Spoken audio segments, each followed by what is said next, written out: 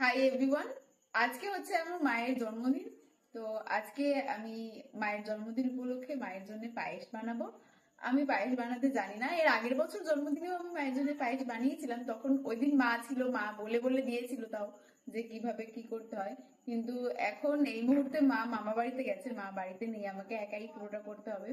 Net দেখে এরকম ইউটিউবে ভিডিও দেখে এরকম ভাবেই পায়েস বানাতে হবে। 4টে তেজপাতা দিচ্ছি ফাঁকা হাঁড়িতে, হাঁড়িতে কিছু নেই।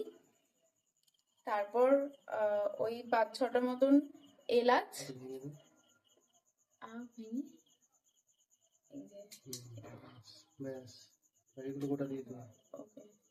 দিয়ে দিলাম। এবার এতে দুধ দিয়ে দেব।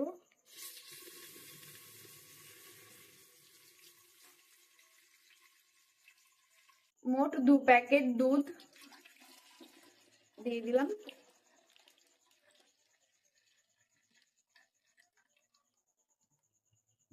কিশমিশ এখানে ভিজিয়ে ধুয়ে রাখা আছে। 250 গ্রাম আতপ চালও ভেজানো আছে, ধোয়া আছে। দুধ এখানে ফুটে উঠেছে। এবার তাতে অল্প করে বাতাসা দিয়ে দেব।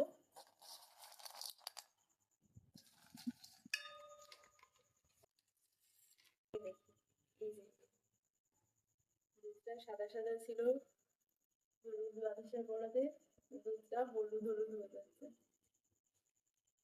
তো দুধ ফুটে গেছে, বাতাসাও গলে গেছে, সেই জন্য এখন চালটা এর মধ্যে দিয়ে দিচ্ছি। আচ্ছা, 1 মিনিট।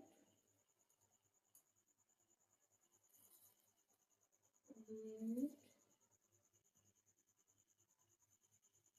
আর ওই একটুখানি নেবেন।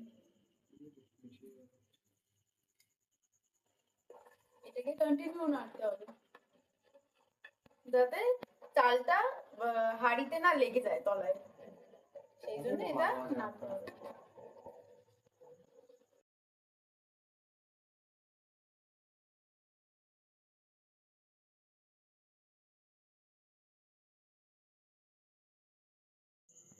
এখানে এই হচ্ছে অবস্থা, দুধ ফুটতে ফুটতে অনেকটাই কমে এসছে, আর এখানটাতে উতলে পড়েও গেছিল সাইডে। এখনো চাল নরম হয়নি, সময় লাগবে অনেকটা নরম হতে। পায়েস মোটামুটি রেডি, পুরো এরকম একটা কনসিস্টেন্সিতে চলে এসছে। ঠিক আছে,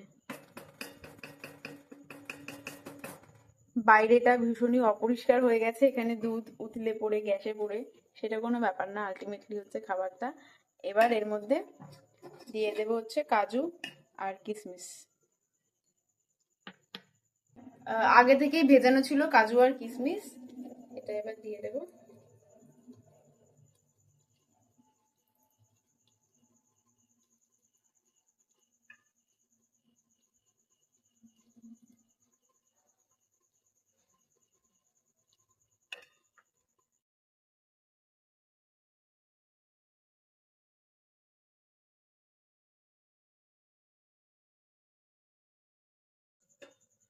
হাঁড়িটা দেখতে যতটাই বড়, ভেতরের পরিমাণটা ততটাই কম পায়েসের। যাই হোক, সেটা বুঝতে পারিনি যে কতটা বড় কি লাগবে না লাগবে। তাহলে আপাতত গ্যাসটা বন্ধ করে রেখে দিলাম, পায়েস রেডি। তো পায়েস রেডি হয়ে গেছে, আমি ঢাকা দিয়ে রেখেও দিয়েছি। এরপর বাকিটা হচ্ছে মা আসার অপেক্ষা, মা আসলে মাকে দেবো পায়েস, তারপর মা খেয়ে বলবে যে পায়েসটা কিরকম রান্না হয়েছে। এখন মা বাড়িতে চলে এসছে, মাকে আপাতত পায়েসটা দেব, মা খেয়ে বলবে যে কেমন হয়েছে। দুধটা একদমই কম হয়ে গেছিল, যে কারণে এইটা একদম শুকনো শুকনো হয়ে গেছে পায়েসটা। দুধ কম হয়ে গেছে না চাল বেশি হয়ে গেছে, এটা আমি ঠিক বুঝতে পারছি না। যাই হোক, মানে বিষয়টা হচ্ছে ডিসব্যালেন্স হয়ে গেছে, প্রপারলি হয়নি, সেই কারণে পুরো শুকনো শুকনো হয়ে গেছে। যাই হোক, বাকি টেস্ট কিরকম হয়েছে সেটা মা খেয়ে বলবে। পায়েসটা খেয়ে বলো কেমন হয়েছে।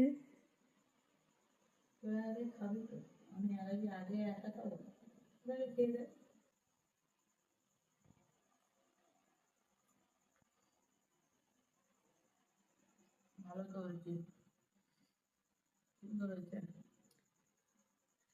শুধু শুকনো শুকনো হয়ে গেছে। শুকনো শুকনো হয়ে গেছে, কিন্তু ভালো হয়েছে। আর তোমার মেয়ে চলছে কেমন হয়েছে? কেমন হয়েছে খেয়ে বলো কেমন হয়েছে।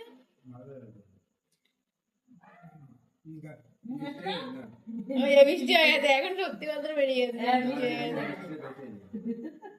একটু কম দিতে হতো চিনিটা। এরে তুই একটু খা, আয় আয় তুই আয়।